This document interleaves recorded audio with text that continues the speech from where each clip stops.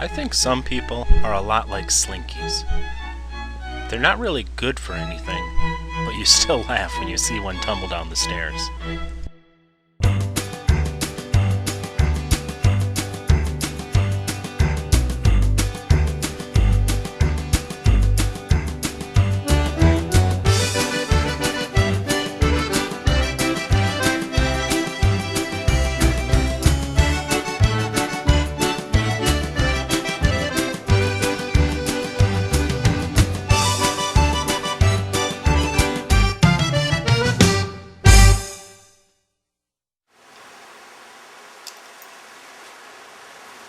Hey!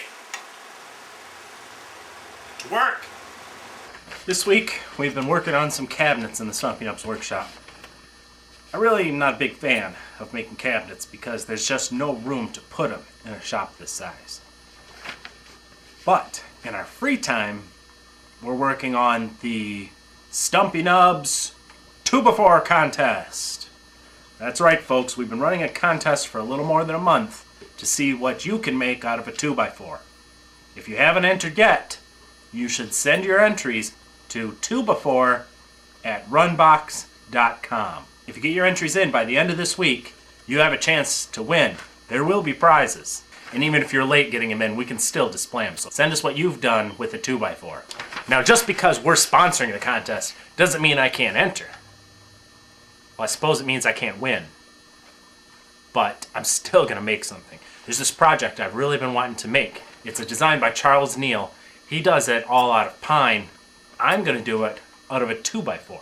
So I'm going to have to make some modifications. And to make it a little more challenging, we're going to do it in half size. Meaning we're going to cut all the measurements in half. So I guess the finished product will be a quarter of the original size. There it is, the 2x4. It's 8 feet of pure ticking me off. I snuck up on it in its natural habitat and snatched it from the rest of its herd. I'm told that its breed is Douglas fir, but I don't see an inch of hair on it. Oh, it will be tamed. I will force it into submission. Look at it. It just lays there, across 2 benches. It's mocking me. It's not even a 2x4. It's 3.5 by 1.5. I strike the first blow with my circular saw. Even then, it just laughs at the lithium power in my battery. But I'm the greater predator. I am relentless. It falls before me. Who's laughing now, Mr. 2x4? Wait, is that a knot? Oh, well played, Mr. 2x4. Well played. I think pine is one of the most underappreciated of all woods. I especially love Douglas fir. The stuff is great to work with. It's got a rainbow of color.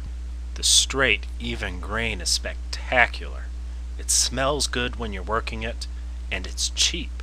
In the old days, they made a lot of stuff out of pine, and I like to do as much as I can with it.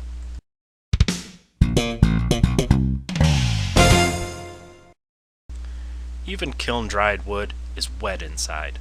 When you start cutting it into pieces, you expose those wet surfaces to the atmosphere.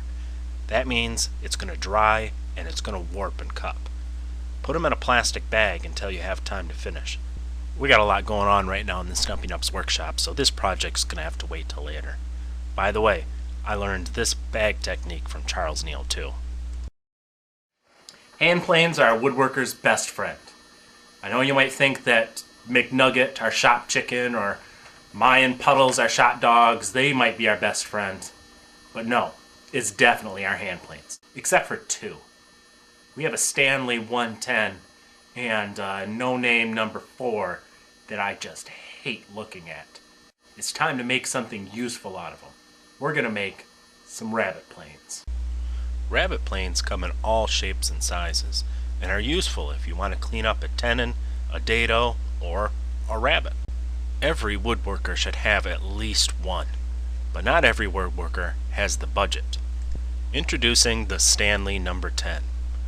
No, this plane won't be in your budget, and they're pretty hard to find, but the idea is something that we can borrow. We're going to cut out a recess in the side of a couple of planes, move the blade over, and see if we can come up with our own homemade jack planes. The first step is determining where you want to cut out your side. As with any surgery, hand plane surgery is delicate work. You don't want to cut back too far. Trace a line on the outside right where that blade runs inside the plane. This is going to be our guide. Now I've got to admit, I was a little nervous when I started drilling into the side of my hand planes, but I reminded myself that these are basically junk on the shelf, so really I'm just giving them a second life. I would never do this with a rare hand plane or anything of any real value. That hole marks the top of our opening, but we want to cut that recess out all the way down to the mouth, keeping it carefully in line with the bed of the plane. You want to maintain a nice flat surface to back that blade as it goes off the edge of the frog and through the side. A hacksaw works just fine, but if you've got a power carver or a rotary tool with a file tip, you can make quick work of it, because cast iron is pretty soft.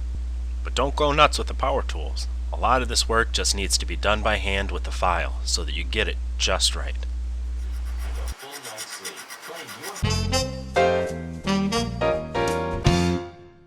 I love Harbor Freight. Going in there is like going in a casino. Of course, I've never been in a casino, but I bet it would be just like this.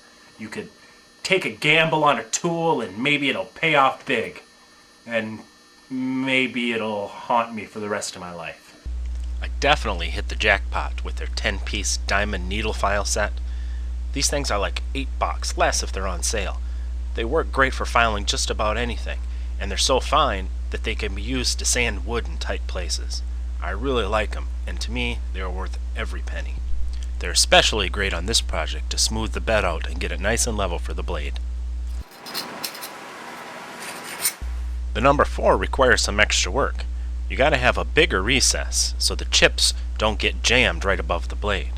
Be careful not to get too close to the top though. You don't want to weaken it too much. Also on the frog, where the screw that holds the chip breaker to the blade sets, you're going to need to widen that so that the blade will slide over. You may also have to open the mouth, depending on which plane you're using. Of course, this can be filed out with little trouble. Now it's off to the grinder to start shaping our plane blades. We're cutting a recess in the side so that the blade can slide over towards the edge of the plane, and that the bottom part and the top part can go over and beneath the bed. That probably didn't make any sense, but you'll see. I know what you're thinking. Wow, that workshop setup sure makes quick work of honing those plane blades. What is that, MDF discs and no sandpaper? I really need to go to stumpynubs.com and check that episode out. Here you see what I mean about cutting the recess out of the side of the blade, so it can fit through. Now make sure you cut it on the right side. The first time I tried, I cut it on the wrong side. What a pain that was. It just takes a little fiddling to get that blade flush with the side of the plane. Now as far as I know, no one's ever tried to do this with the Stanley No. 4. That takes a little bit more fiddling to get it right. But after a while, I think we've got it. Of course, the proof is going to be in the shavings. That block rabbet plane is great for trimming up tenons on the end of a board, cutting across the grain. But it can also take a pretty heavy shaving off a rabbet along the grain.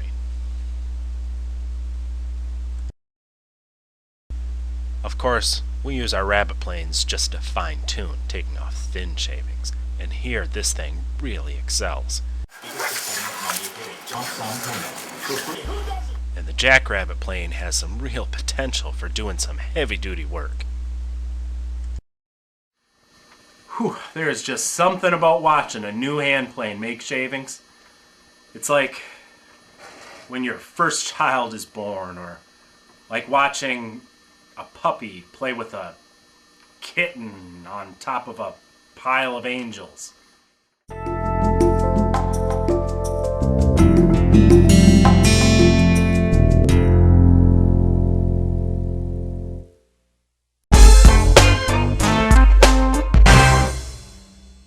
Okay, this week's viewer email says, "Dear Stumpy, what's with the head on the wall above your fireplace?" You must be talking about Abe. We're big history buffs here at the Stumpy Nubs Workshop, And so we have an original cast of Abraham Lincoln's actual face on our wall. Now when I say original, I mean a copy of the original. This was a life mask made of Abraham Lincoln the year he was elected, and right before he grew his beard. Since the original cast didn't include eyes and hair, an artist did that for us. We think it's a little bit less creepy, but it's kinda neat to have Abraham Lincoln's actual face. In fact, Abraham Lincoln was an amateur woodworker. That's right, when he had this cast made, they also wanted to do his hands. But as a bit of a perfectionist, he thought he should be holding something in his hand. So he went outside to his workshop, which was behind the house, and after doing a little sawing, he came back with a broom handle, which he had cut off and whittled the ends to make it smooth because, as he said, I thought it should look nice. We keep it on the wall in our shop to remind us, well, actually, we just keep it to hold my hat.